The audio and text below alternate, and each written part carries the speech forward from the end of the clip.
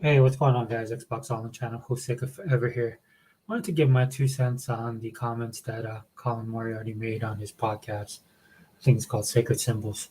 I know a lot of the guys in the Xbox community has been talking about it. A lot of people in the gaming community have been talking about it.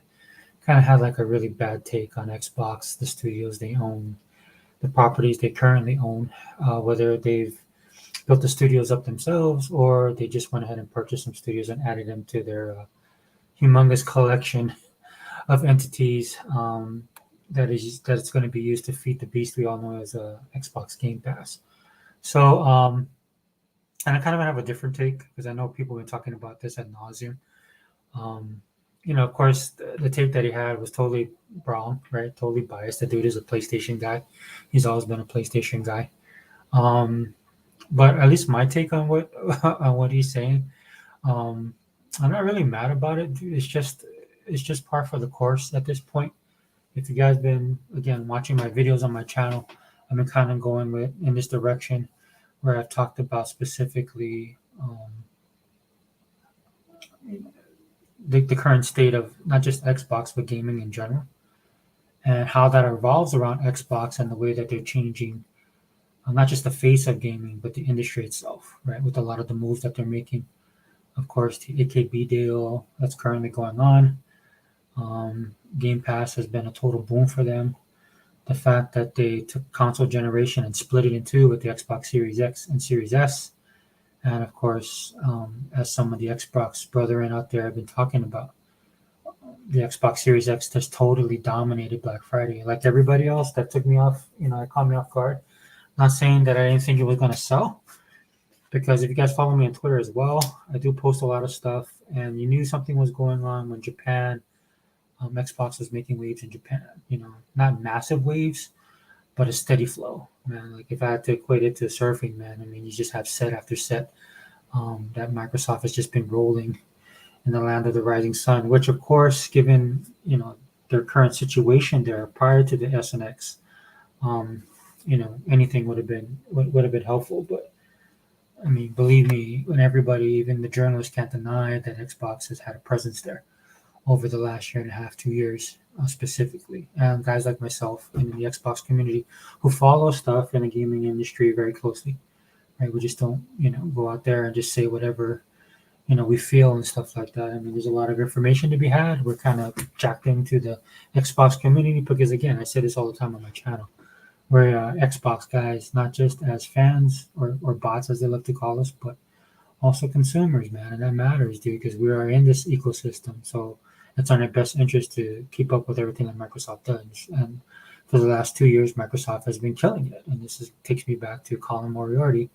And basically, I loved what he was saying in his podcast. Not that I agree with it, not that I don't think it's stupid, but I love it because I've had this theme on my channel talking about narratives being knocked out, and how the industry is changing as far as who is the leader, who's the actual leader in the console market or just the gaming market in general, right? And with all these little things going on over the last 2 3 years, actually I'd say 5 years going back, with Phil Spencer basically taking over the reins and then implementing his plan, and then of course Microsoft getting behind them, especially Satya Nadella opening the checkbook and letting Phil basically make the Xbox brand a focal point of the Microsoft company, and basically changing the landscape. And the great thing about Phil is he's just not going out there just spending money to spend it.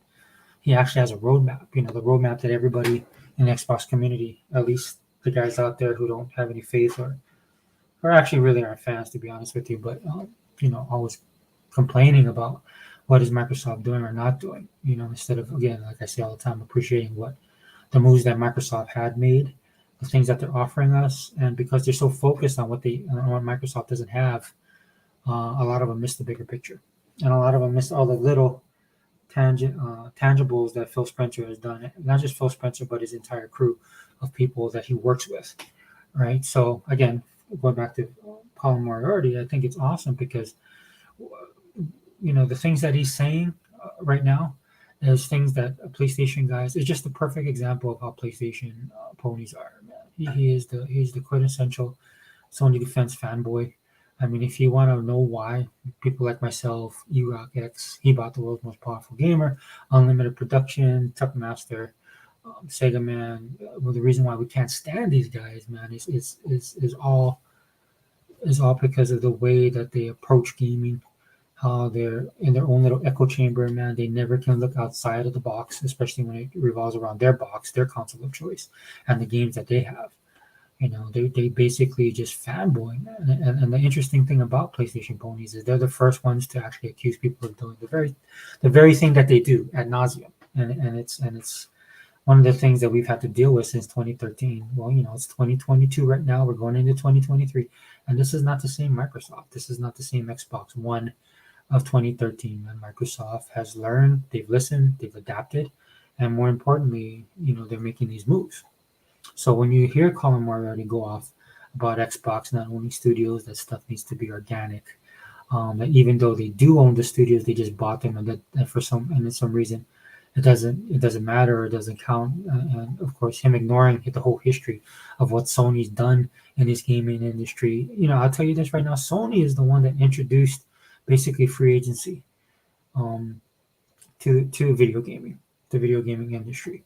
Because prior to Sony coming in, right, Atari and Coleco, all those guys aside, man, I'm just gonna focus on when Nintendo came into the market, and then when Sega came into the market, and those two were going at it, right. The most important thing about that time period of gaming, right, was the exclusives, right. Nintendo had their exclusives, Sega had their exclusives, and those exclusives actually shaped and formed the image and became the backbone of what these companies were, right? And if you go back, I mean, you can just go back on YouTube and look at this stuff, or go look it up in Google.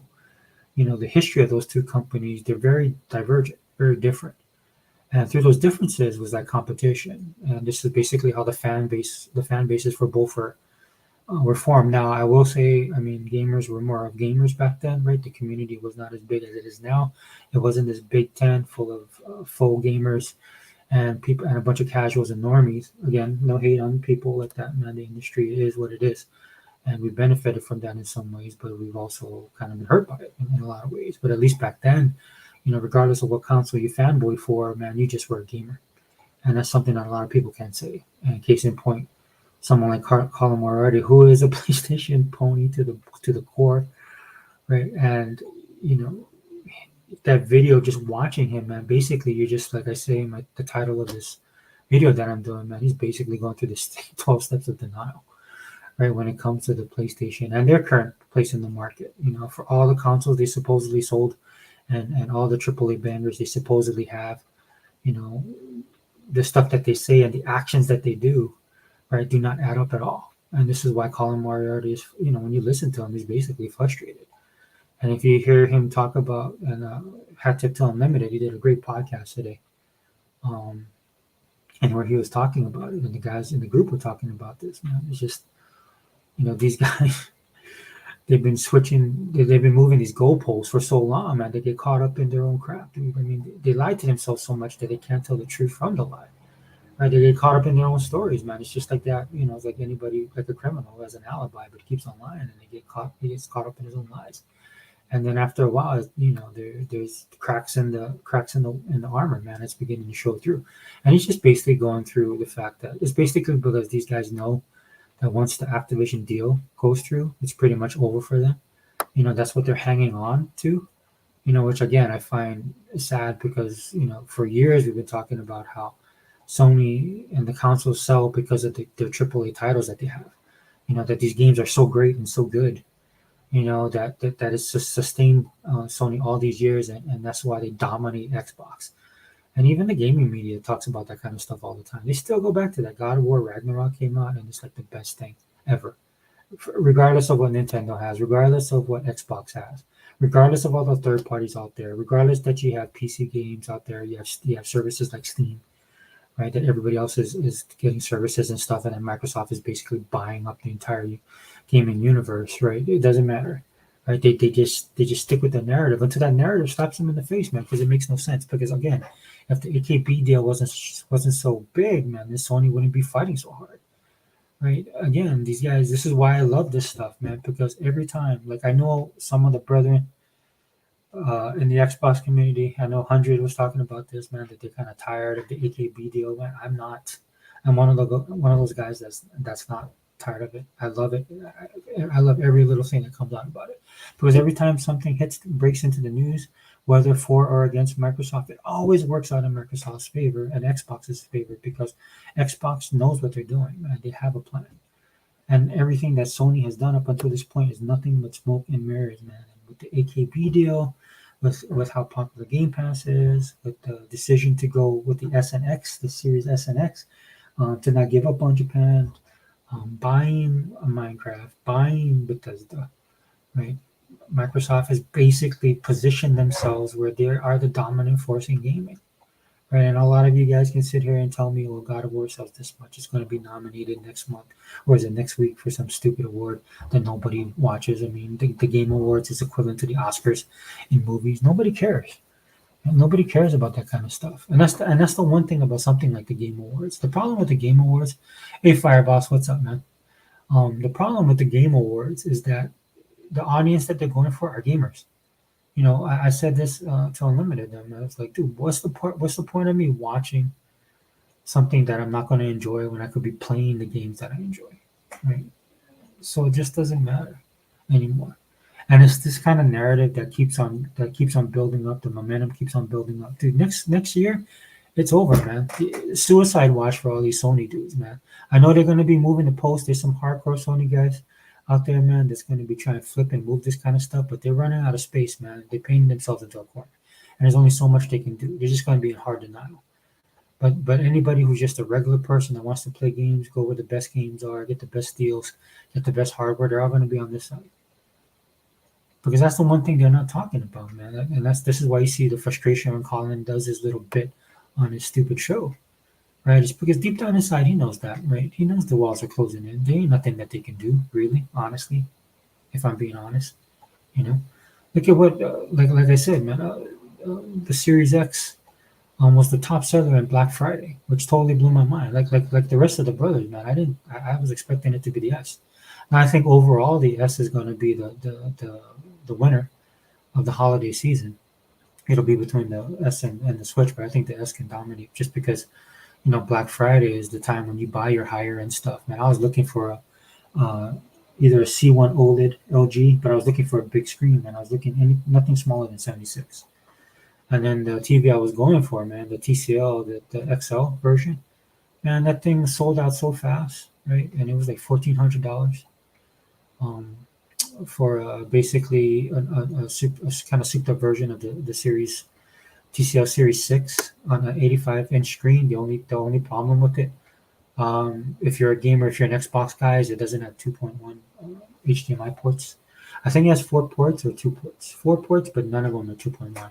So you're not going to get the full advantage of, you know, like I have a Series X and a Series S. But the reason why I got the TV was just for having it in my living room to watch content. Right, and the quality of it and the price basically is what I was looking at. So I'm not going to hook my X up to that. In fact, what I was going to do was buy a 55 or 65-inch TV, CL2 or C2, sorry, LG C2, because those are on sale, relatively cheap.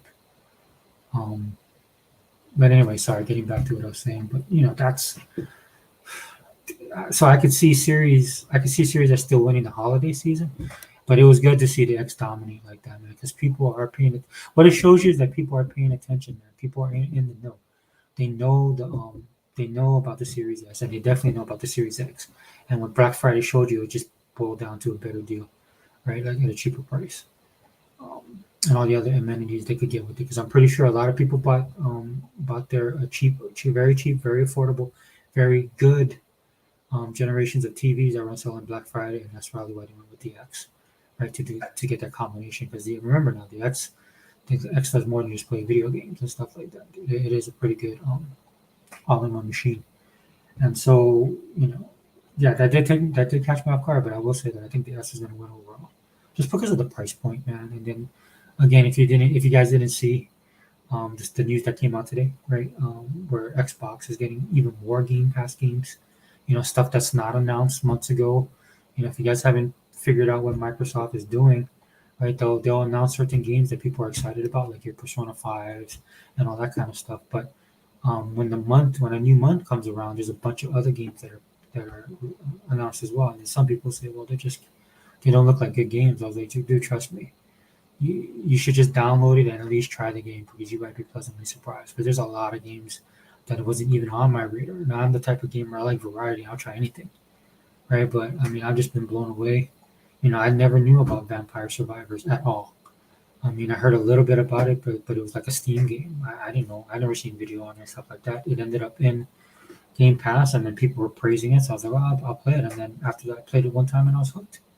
And that's the beauty of Game Pass, man. It's like, look, dude, I'm a collector, man. I like opening unmarked boxes and stuff, seeing what I get.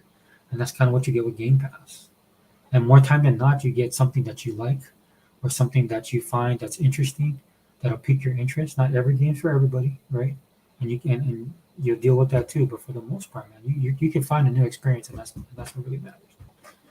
And again, this is why Moriarty and guys like him and on the ponies on their side are losing their minds because, if we're all being honest, man, they just know it's like I said, 2023, it's over. 2023, it is a wrap because Xbox is dominating without AAA titles, without Starfield, without Redfall. That's why, again, I've said this on 3 or 4 of my other videos. I was disappointed because I wanted to play them, but as soon as that disappointment went away after a week, because Microsoft just dropped a bunch of more games in Game Pass. In fact, I think I was playing Power Washer when the news broke, and then Power Wash Simulator came in there. A game I just figured I'd try it out because people were talking about it, and I got hooked on that game. Dude, I was playing that game for 1 week straight, nonstop. A simulator, a power washing simulator, washing trucks, houses, doing all this stuff I don't even do in real life. I felt so bad. I stopped playing the game because my daughter saw me playing, and she was, "Oh, Dad, you should do this outside for our house because our house could use that power wash." And I was like, you're right. So I need to get myself a power washer and do it for real. So it kind of made me feel guilty. So I kind of stopped playing the game. But I'm definitely going to add it to my collection. And again, it's that newness, right? That sense of discovery, that a lot of people are experiencing with Game Pass. And I mean, life's going to be hard for these guys. You hear them all the time. We got these AAA bangers, man. Microsoft doesn't have anything.